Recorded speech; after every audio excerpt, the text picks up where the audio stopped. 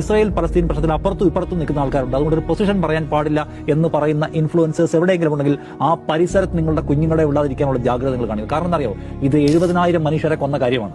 20,000-ലധികം കുഞ്ഞുങ്ങളെ, അതിൽ തന്നെ എത്രയോ പിഞ്ചു കുഞ്ഞുങ്ങളെ കൊന്ന് തള്ളിക്കൊണ്ടേയിരിക്കുന്ന ഒരു തത്സമയ വംശഹത്യാ കാഴ്ചയാണ്. ആ കാഴ്ചയിൽ നിങ്ങളുടെ കുഞ്ഞുങ്ങൾക്ക് നിലപാടുണ്ടായേ പറ്റൂ.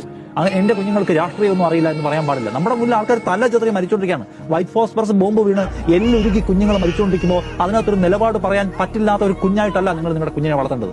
മറിച്ച് നിലപാട് പഠിക്കുന്ന പ്ലാറ്റ്ഫോമിൽ, നിലപാട് പറയുന്ന പ്ലാറ്റ്ഫോമിൽ പോയി സമയം ചെലവഴിക്കുന്ന കുട്ടിയായിട്ട് അതിനെ വളർത്താനുള്ള രാഷ്ട്രീയ ഉത്തരവാദിത്തമുണ്ട്. കാരണം എന്താ, നാളെ ഈ ബോംബ് നമ്മുടെ തലയിൽ വന്ന് വീഴും. അപ്പൊ എനിക്കൊന്നും അറിയില്ലായിരുന്നു, എന്റെ താല്പര്യ മേഖല വേറെയാണ് എന്ന് പറഞ്ഞിരിക്കാനല്ല.